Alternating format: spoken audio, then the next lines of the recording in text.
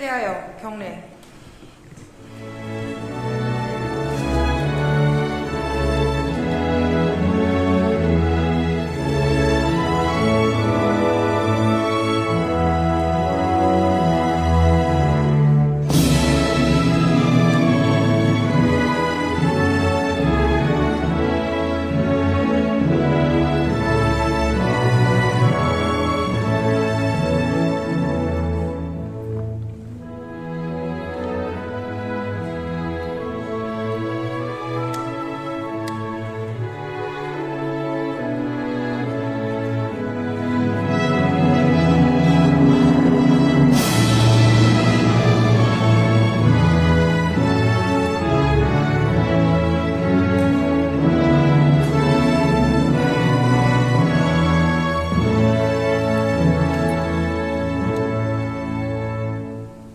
바로 모두 자리에 앉아주시기 바랍니다.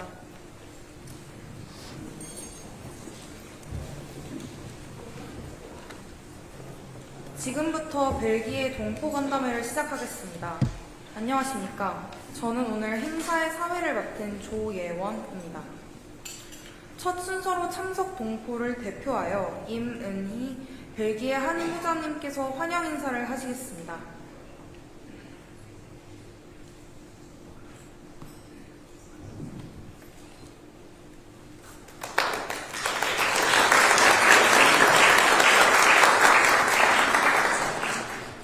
존경하는 대통령님, 여사님, 친애하는 한국 동포 여러분, 안녕하십니까. 벨기에 한인회장 임은희입니다.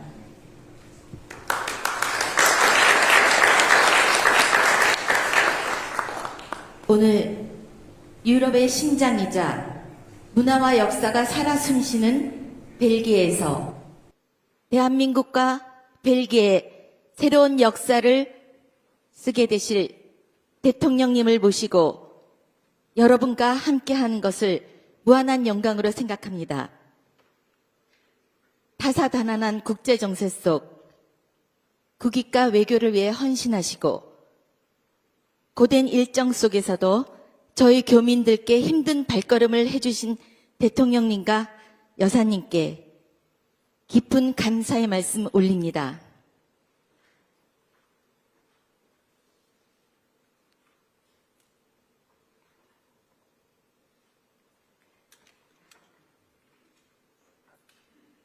여러분, 우리에게 이토록 가슴 벅찬 역사와 감동을 선물해 주신 대통령님은 벨기에를 방문하셨던 역대 대통령님들 중에서 최초로 교민 간담회를 마련해 주셨습니다. 우리에게 이 감동을 선물해 주신 대통령님과 여사님께 큰 박수로 환영을 부탁드리겠습니다.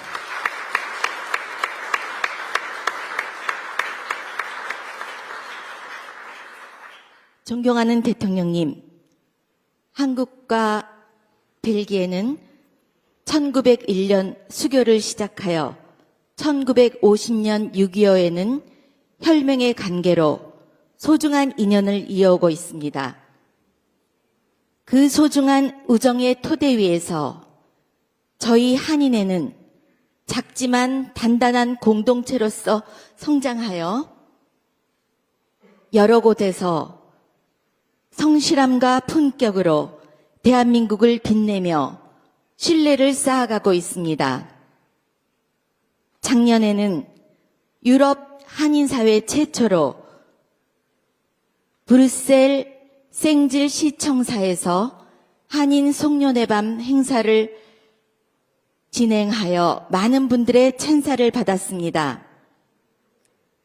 이 모든 결과는 나날이 발전하는 모국과 자유민주주의를 염원하고 실행하는 대한민국의 위상이 든든한 버팀목으로 자리하여 주셨기에 가능한 일이었습니다. 존경하는 대통령님, 대통령님의 방문으로 새로운 역사가 쓰여질 것을 확신합니다. 저희 벨기에 교민들도 대한민국의 번영과 평화를 위하여 한마음으로 각자 맡은 바 민간 외교의 최전선에서 양국의 가교 역할을 할 것을 약속드립니다. 대통령님의 방문이 커다란 결실을 맺기를 바라며 다시 한번 진심으로 환영합니다.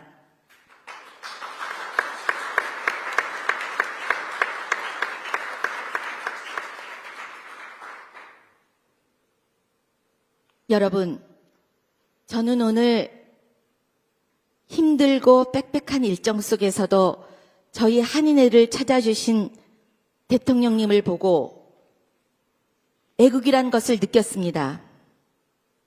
이것은 저뿐만이 아니고 여러분들도 함께 공감하는 것이라 생각됩니다. 이 역사적인 감동의 순간, 여기 함께 계신 모든 분들께 커다란 행운과 건강이 늘 함께 하시기를 소망합니다. 감사합니다.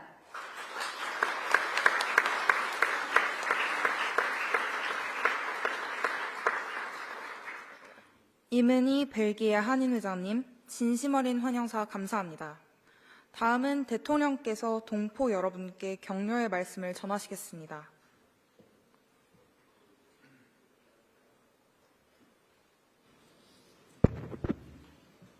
네, 여러분 반갑습니다.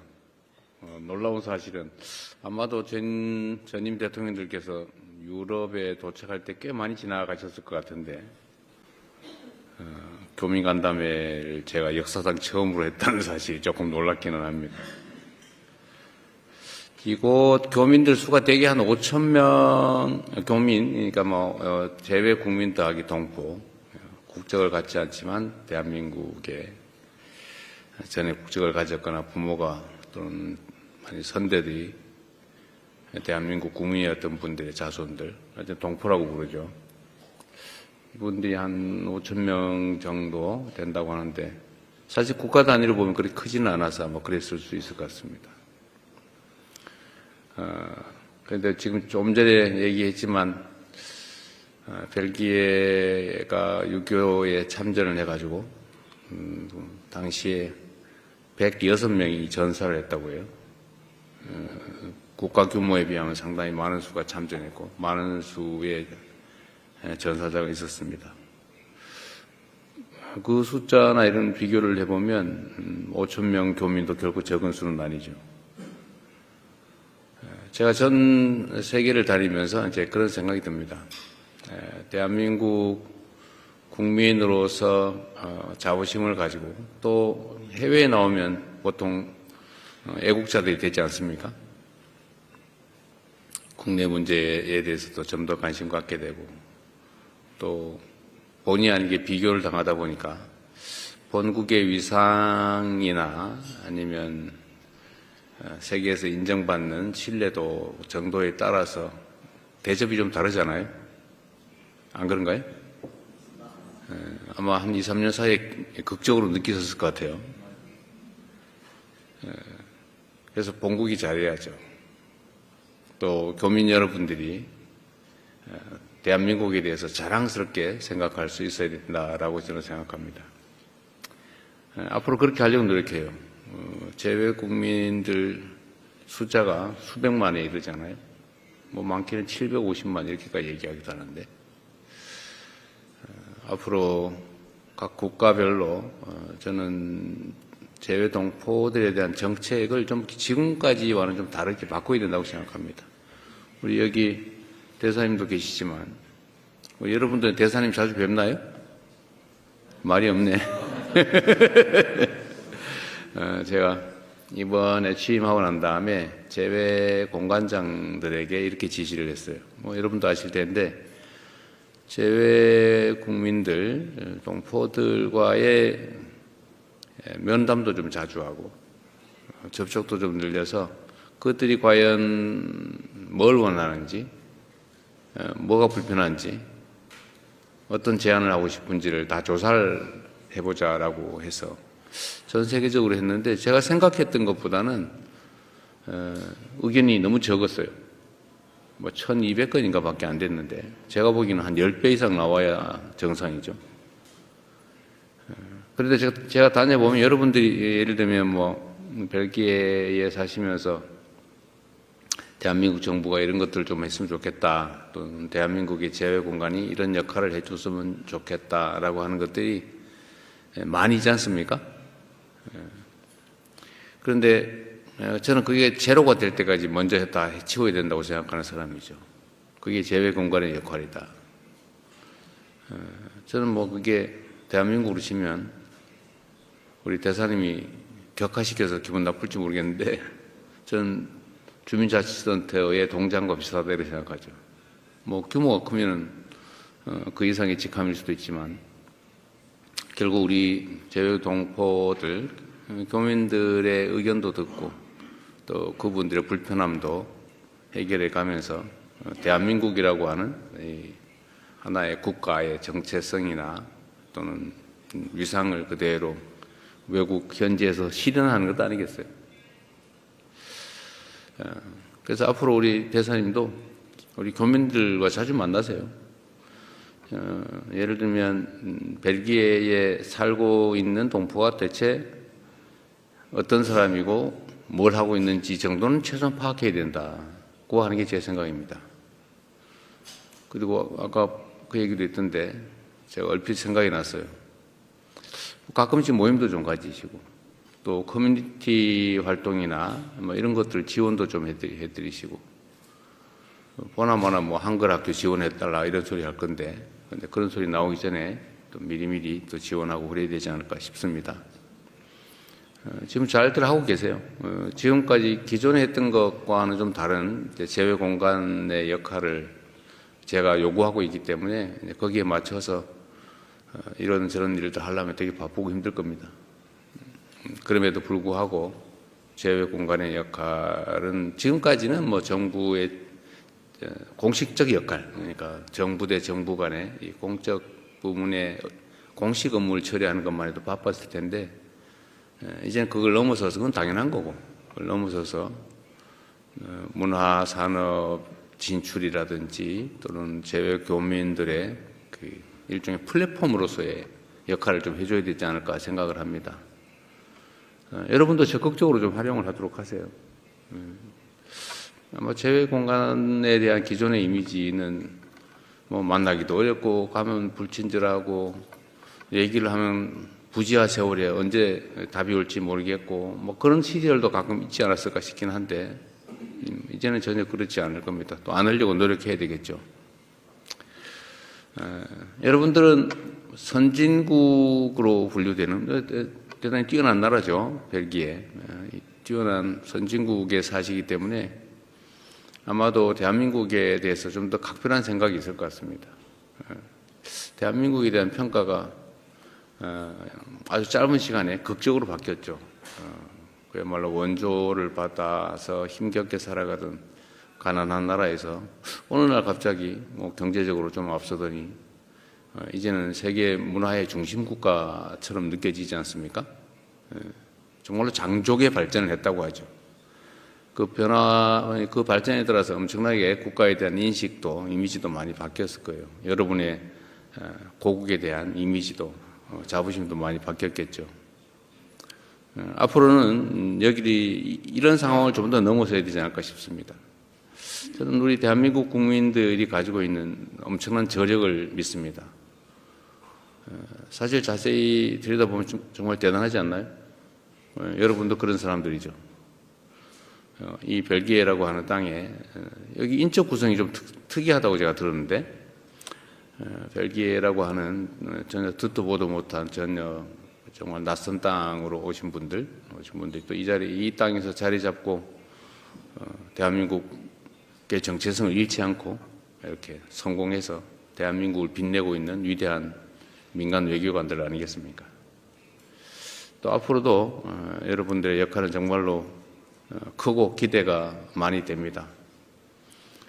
대한민국은 보통 통상국가라고 부르죠. 자기들끼리 몰려서 살 수 없어요. 전 세계와 교류하면서 살아갈 수밖에 없는 나라입니다. 지금까지 그렇게 잘 살아왔고 또 앞으로도 거기에서 벗어나기는 어렵겠지요. 그러려면 국제 교류가 매우 중요해요. 국가 간 협력 관계가 매우 중요한데 국가 간의 공식적 관계도 당연히 중요하지만 이제 민간 영역에서의 이런 민간 교류 협력도 정말로 중요합니다. 여러분 한 명 한 명이 어떻게 행동하느냐에 따라서 대한민국이라는 인상이 완전히 달라지겠죠. 또 대한민국으로서는 여러분들이 여러분이 기획하는 성취를 이뤄낼 수 있도록 적극적으로 또 지원해야 될 겁니다. 그 지원은 뭐 직접적으로 현금을 드리거나 하지는 못하겠지만 정책적으로 할 수 있는 일들도 일부 있겠고 특히 대한민국의 국가 위상을 세우는 일이 가장 큰 지원이라고 생각해요. 자랑스러운 대한민국을 만드는 게 바로 여러분들에게 도움이 되는 길이 아닐까 생각합니다. 그리고 오늘 제가 여러분들 의견을 하나 물어보려고 그러는데 저한테 하시고 싶은 얘기 많죠? 없어요? 다행이네. 보통은 우리가 간담회를 하면 그냥 형식적으로 몇 사람 발언하고 그 다음에 앉아서 밥만 먹다가 보통 가기 때문에 이 귀한 자리를 그렇게 보내기는 좀 아깝다는 게 제 생각이죠. 그래서 하고 싶은 얘기 다 하자.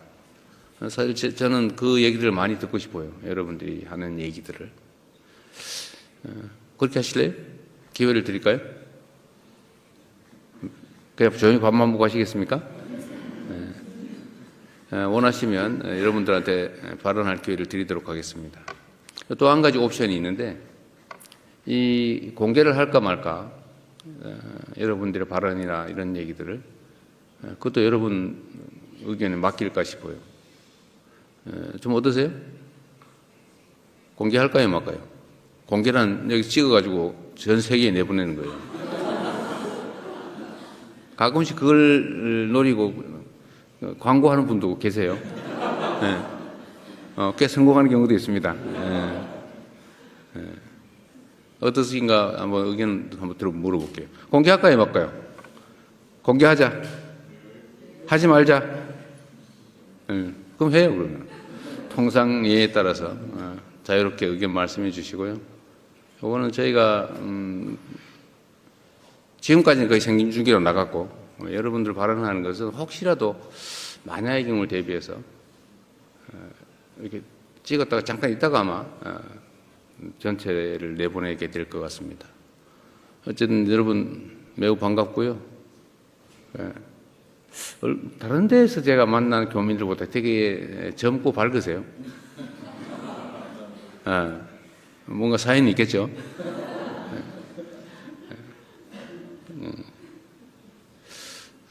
그리고 여러분들 정말로 격변하는 대한민국을 보면서 걱정 많이 했죠. 빠른 시간 내에 또 회복하고 있습니다. 또 앞으로 지금까지와는 훨씬 더 나은 대한민국을 보여드릴 겁니다. 감사합니다.